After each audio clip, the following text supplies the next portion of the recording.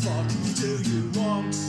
Hello and welcome to the latest week of What the Fuck Do You Want? And yes, I always provide what you want, listener. And this week, I've got a bountiful beauty just for your ear holes.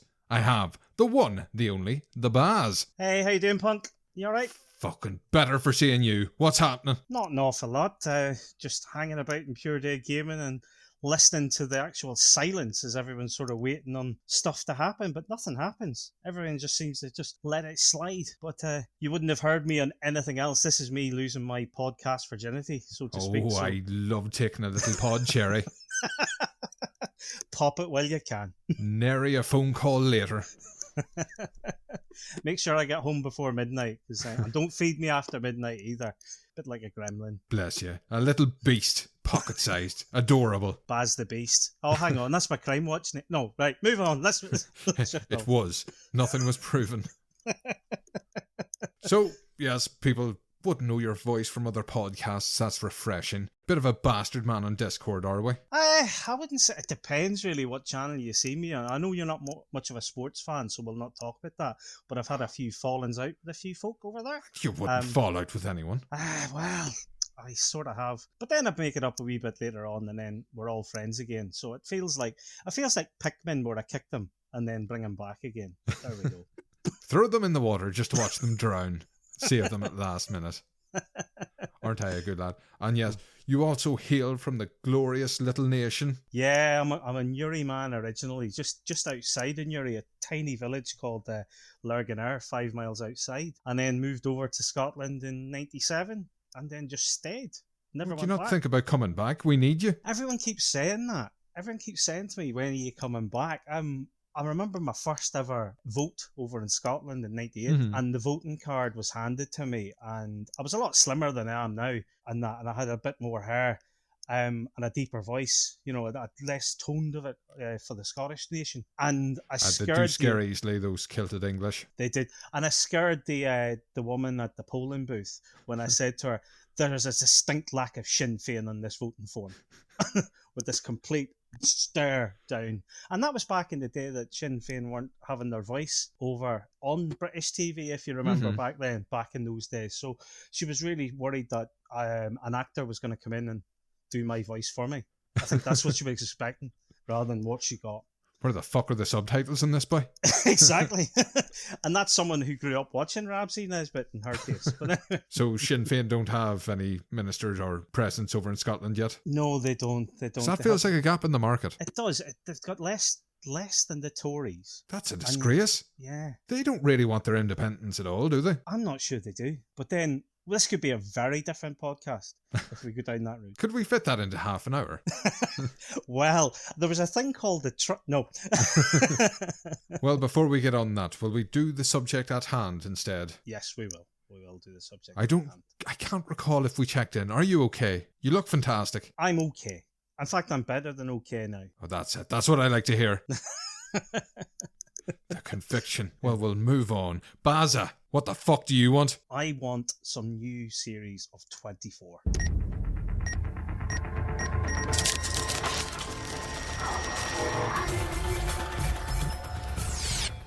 "24? I've never watched that. I heard it's quite racist, Islamophobic, and basically torture porn. And that's the good qualities for those who like that sort of thing. Full of American accents, so really takes you out of it. 24 is very much a product of its time. Go back to when it started. It was released in America in 2001. It was touted about for quite some time. It was part of the Fox network. Yeah. And it was originally to be shown on the 31st of October 2001. And there was a little event just happened before. The Millennium. Kind of. It was something like that. It was something as equally catastrophic as that. But anyway, because of 9/11, they had to slightly temper the pilot episode. So the pilot episode got delayed by a week. And the reason for that was it simulated a plane crash. So it's not like as much as what it was for, if you remember the TV series The Lone Gunman, the spin-off of that. The pilot of that was essentially someone hijacking planes and crashing them into buildings, as if someone had turned around and went, "That sounds like a good idea for a terrorist attack."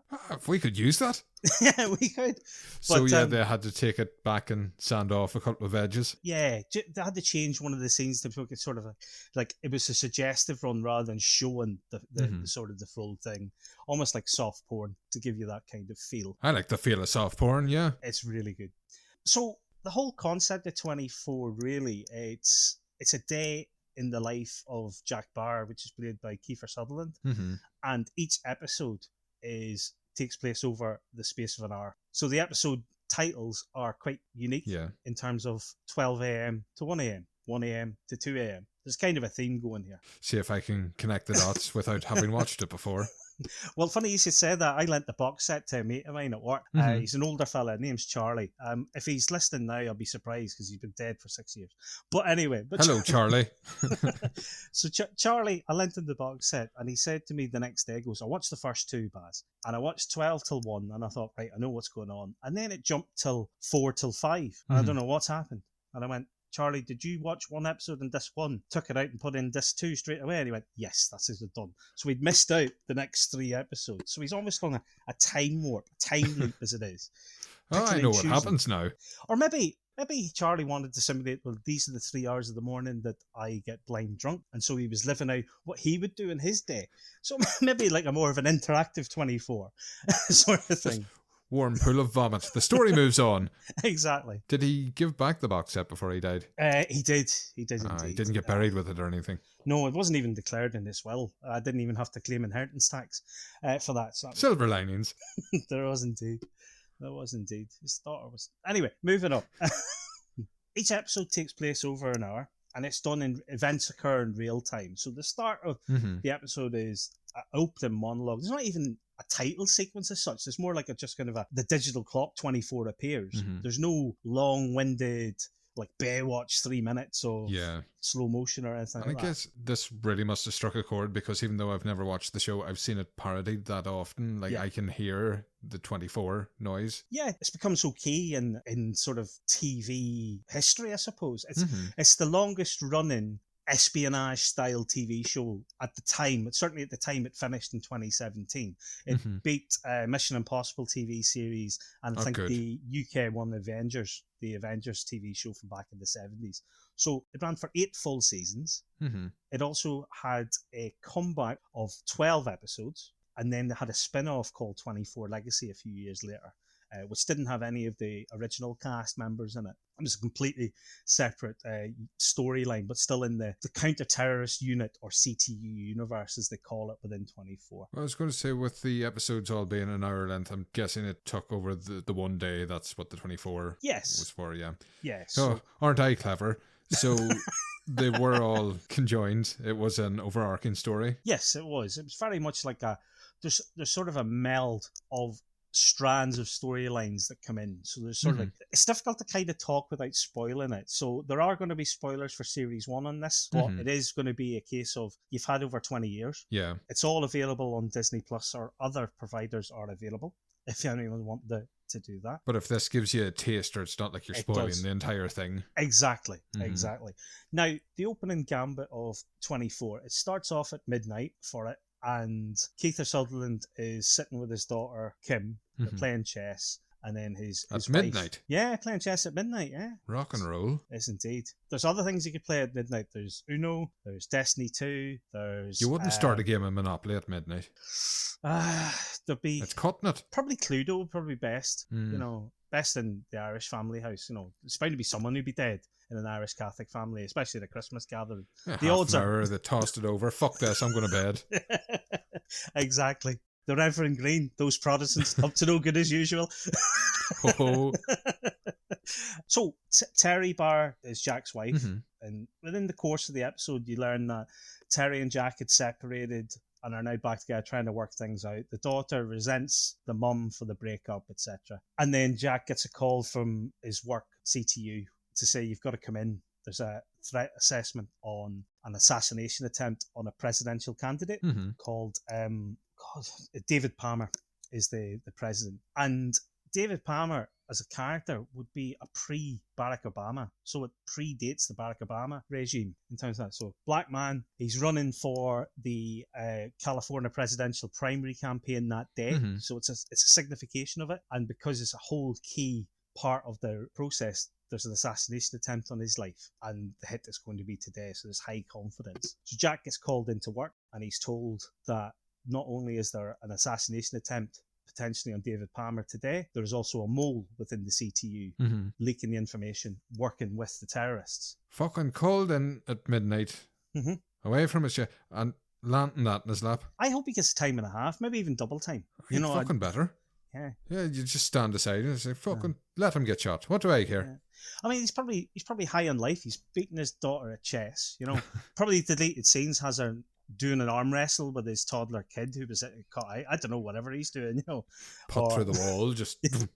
Yeah, exactly. So there's all manner of stuff. He's all high, and then he's been called into work, and we know what that's like. But when he gets in, he gets told there's an assassination attempt. The daughter pretends she's going to bed, so Kim hooks up with her mate Janet, and they go out on a party. So they're out on the Raz, all the rest of it. At midnight? Yeah. When they should be playing chess? They should be. In fact, could they even play online chess back in 2001? I think they could. A possibility. Yeah, I don't think You're that... probably playing against a paedophile, but... I mean, if my kids actually left the house today at midnight and said, like, I'm going to play a chess tournament, I'd believe them. And why wouldn't you? Because lockdown has done so many strange things to this. They've had to play online for 2 years. They can go out and they can play chess. Take chess when you can get it. Exactly. Take that, Bishop. So Kim goes out with her mate and they hook up with a couple of lads and they're having a few beers and that round at this guy's work or whatever. So that's storyline 2. Storyline 3 cuts to David Palmer and his campaign, and he gets a phone call from a journalist to say that we've got some information about something, about a story, and he says if you run this story, it'll be on your head, be it. Oh. Conversations end. And then it's sort of like you're just picking up little strands. Now, bear in mind, this is the pilot episode. And on the plane that we talked about to begin with, we're introduced to the photographer who's going to take some pictures of David Palmer for his campaign. And he's sitting next to a beautiful lady on the plane. She just looks like she's right taking him. Goes, you never said that on this whole flight that we've been there, you are a photographer for David Palmer. So we've been making small talk. So they chat away over the next half hour or whatever. She seduces him, manages to steal his identity card, his press identity and that. On the back of that, puts him to sleep. Takes out one of the... and like chokes him out? Yeah, or something like that anyway. I think it's just knackers him out, whether it's to just like the look that she had, like Medusa or something like that. Or maybe she was just really boring. Whatever, just bored him to tears. But she takes out one of the air hostesses, then puts on this like parachute wingsuit, puts some explosive around the outside door of the plane, or sorry, inside it, sets it off, whilst there's also a device on the plane to blow the plane up. So the scene is a few minutes to go. It's her just parachuting out this plane. Next thing you see this engine just fly past with the explosion. This is the feeling like going like, oh, right. Okay. Jack gets wind that there's an assassination attempt. Kim is out on missing with a few mates on a beer. David Palmer's been told that there's some news coming his way, expect it. Yeah. And then someone's just blown up a plane over the Mojave Desert. And Jack's like, right, get me passenger manifest, get me all this. And at the end of every episode, it's like it comes split screen. Yeah. It comes really split screen. So it's like everyone's got to look pensive. No one can be happy. Oh, no. Everyone's got to look for about 20 seconds before 1 a.m. or the end of the episode. They've all got to look sort of, like they've just been cold called by someone. Congratulations, you've won the Nigerian National Lottery. Again. Oh, fuck again. So yeah, that's a lot of groundwork for a pilot episode. Yeah. So, but they managed to catch that into 45 minutes because they have the ad breaks obviously in it. And at the end of each break, it gives you what the time is. Now, it's not second for second live. There's going to be a little bit of it, but it's basically enough to say we're not going to have any slow motion devices in here. We're not going to get any kind of bullet time matrix style stuff. We're not going to get anything that's within the realms of impossibility. You're not going to get from LA to New York in half an hour. There's no teleportation stuff, and it's in the realms of it. No, there's just parachutes out of airplanes. Yeah, there's a little bit of that, but it's enough to go, oh right, you could sort of believe that. So that's the whole premise of episode 1. And I remember when I first seen this, it was on BBC 2. They got the rights for the first 2 series in the UK, and we didn't get it until March. By the time worked out who was going to get it. And it was all talked about that 24 was coming. There was loads of stings on BBC Two. And I went, this sounds quite intriguing. This real-time concept. I don't think it had ever been done before, at least not to this degree. And the series had got to about 16 episodes by the time the UK had got it. Now, there was a delay on probably BBC Two getting it because the original order for 24 was only 13 episodes. Okay. What they did was they basically wrote the story enough that if they didn't get it renewed, there would be a definite ending at 1 p.m. That would be, happy days. And they stuck with that. And then when they got the order for the final 11 episodes, they then went, right, it's going to look like a complete joint. It really is going to look like it's tacked on. Oh, it'll slot in lovely. Don't worry about it. Yeah. And it really is a kind of like, oh, and they all lived happily ever after. No, they're not. But going back to Kim, a few things that happen with that. Kim, it turns out she's out in the Raz with a couple of lads. It turns out that they are working with a guy called Ira Gaines. And Gaines has said to these guys, I want you to kidnap Kim and her mate, Janet, and take them back to the compound. Ira Gaines is working with the woman who was on the plane, and they've got, through plastic surgery, they basically just got the same actor, but they said through plastic surgery, we've got someone to impersonate the photographer who's going to come in and do that. And his job is to kill David Palmer. Oh, don't worry, I do remember how grounded the show is. It's okay. David Palmer then has been told that a journalist has got evidence to say that the rapist of his daughter was killed by his son, and the evidence has come from his son's therapist, who has breached client confidentiality to basically leak this story out to the press. But the people who are running his campaign for presidency are wanting to use that as leverage to control him if he does win. Seems a bit standard. And Jack, he had an affair with someone at his work, Nina Myers.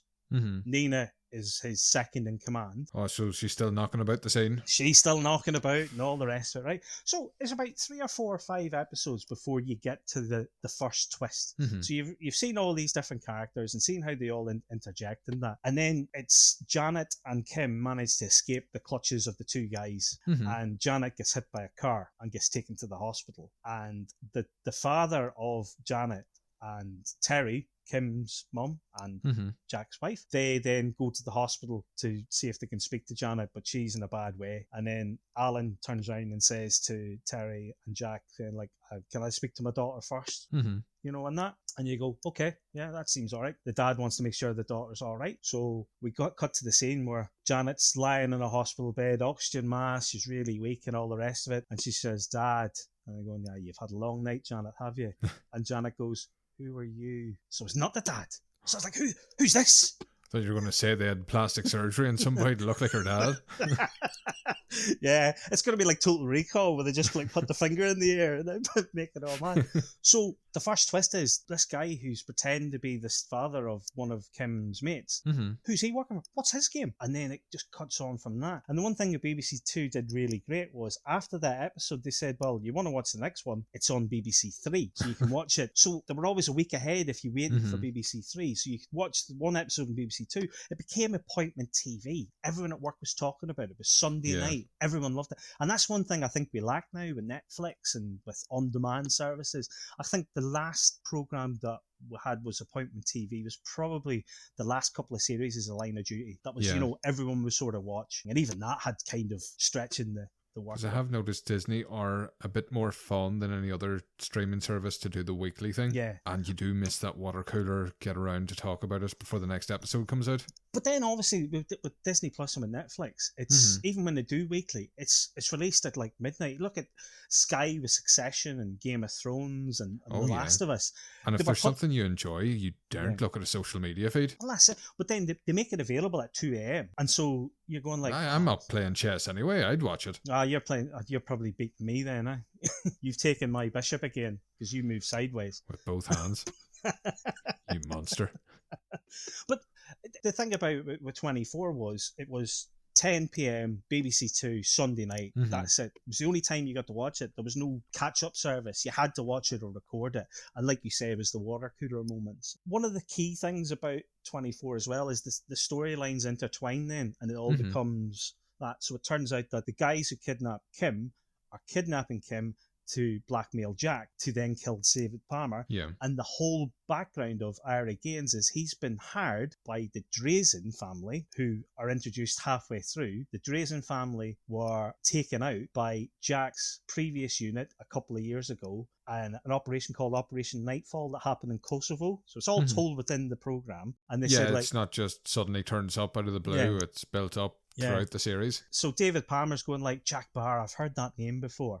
And it turns out that David Palmer was the senator who, David Palmer was the senator who signed off Operation Nightfall. Mm-hmm. And in that mission, Jack Bauer lost all of his men. And so Palmer thinks that Jack is trying to kill him because he blames him for the loss of his men in Kosovo. I can see how you come to that conclusion, yeah. And the Drazens are looking to get revenge because it's that day, today, day one as it is in 24, that day is the 2-year anniversary of Operation Nightfall, where Jack had taken out what he thought was the Drazens, but he took out his wife and daughter, and he took out Victor Drazen. But the two sons are looking to get revenge and are using these other guys. So it's like layers upon layers of stuff. So when it gets to the end of the first 13 episodes, Jack rescues his wife and daughter. So he managed to get round his rescue his wife and daughter, take them out the compound, and they've taken out the first shooter. And so it would have ended at that point. And then at the very end of it, they said, apparently there's a second shooter. We've got another target. So that was them saying, here we go. And it turns out it's Victor Drazen's son. So there's more setup. There's more sort of like debriefing of Kim and Terry, and are they safe? Are they not? And then they get into like some mad scrapes, almost like as if it's something from Enid Blyton. They decide, I don't want to stay in CTU. You know, I want to go out to the real world where there's stuff happening. So they get taken to a safe house that isn't safe. So it's just a house. And they end up, all these trained agents, you know, who have had years of martial arts training, weapons, you know, they know all stuff. They're all taken out like that. But two women who play chess at midnight, probably learnt it through chess, are able to escape. That's the strategy. It's more important than muscle. Yeah, exactly. They're able to do Grab all him that. by the bishop. Indeed. And then there's just some mad stuff where the wife ends up thinking that the daughter's dead, so she gets amnesia, plot device, and then all of a sudden remembers it 2 episodes later, going like, oh, I seen her near die. No, she's fine. So there's a whole mixture of all of that. But one of the key things about the series was its ability to pull in star names, absolute star names. So you met with the revelation that Victor Drazen is alive. And has been kept alive by the US government, has been transported from high detention facility to high detention facility. And Victor Drazen's played by Dennis Hopper.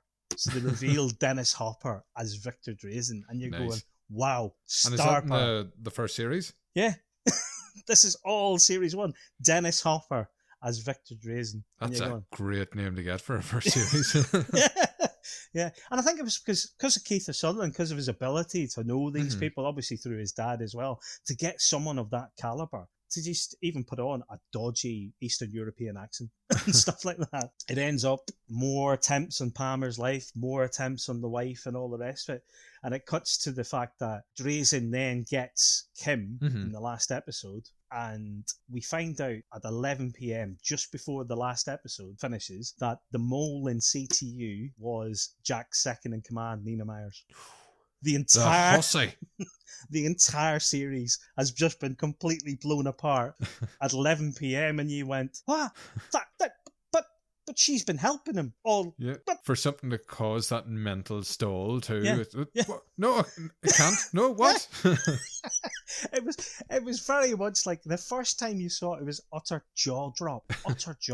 And yet it doesn't make sense, but it's a great last way to end it. And then the final episode is to piece it all together.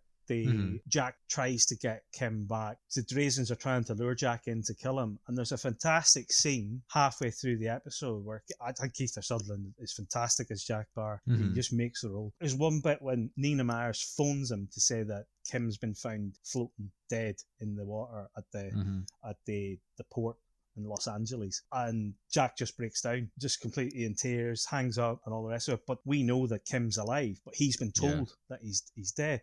So he push him over the edge, or it just completely pushes him over the edge to the point that he puts the phone down, he tools up with Colt 45s, all manner of weapons, does not say a word, drives this van through into the warehouse, jumps out of the van while the van's still going. All the guns are coming in, and he's coming in like it's Battlefield Bad Company, just picking them off one by one, right? Not saying a word. There is no word spoken at all. Then the Drazens are all shooting them. And it's a scene that only lasts about 2 minutes, but it's just brilliant with the two of them having a shootout. He takes out Andre Drazen, and then he jumps over. He's got to Victor Drazen. Victor hits him with a bullet in the side of the rib cage, and Victor goes to finish him off, and it's the click, click, click. At that point, Jack stands up, just looks him dead-eyed, thinking, "You've killed my daughter," and he just empties his clip right into Victor Drazen. And Dennis Hopper just falls back into the dark water, dead man floating, and there's just Jack Barrett pumping absolute lead into him. Listeners, you can't see this face of glee, but mother of God. Oh, that's great. But like, it's yes! just, but it's complete and utter fury that, you know, something that's been lost and taken from him. And what he does then is he just keeps clicking and he just falls to his knees. And then there's the iconic bip, bip, bip of the clock where we are. And there's still 20 minutes to go. And in the 20 minutes, he's realised that Nina is the mole. And he gets there, but Nina's captured Terry. And then you find out at the very last scene that Terry's been killed by Nina Myers. And we have probably the most iconic thing in a 24 episode is when a key character dies. One of the good characters, not one of the terrorists in that, because you would never hear anything. Fuck that, brush that to one side. But whenever a key character dies, they play the digital clock counting, but it's silent. There is silence. Now, that's the end of season 1. And I thought, that's perfect. Do not bring it back. That is a perfect series. I just really enjoyed it. I liked it for the fact that the drive for the main character is personal, to save his family. The assassination attempt, that's his job. He's trying to keep it. But there's linkage across his previous life. So it's not just like, you got to look after Davey here because he's, you know, he's a bit of a loose cannon.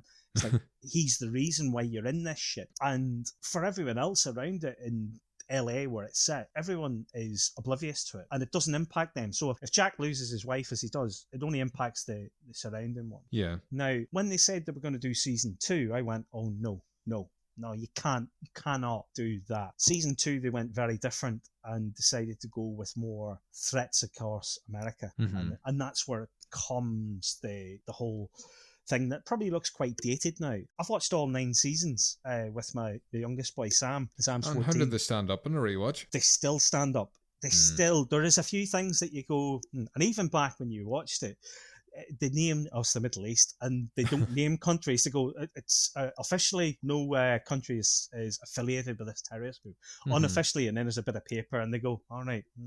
You know, or then they make up countries. Yeah, you know, it'd be like Obliteratistan or 7-Up Stan. You know, or you know, Pepsi Max Stan.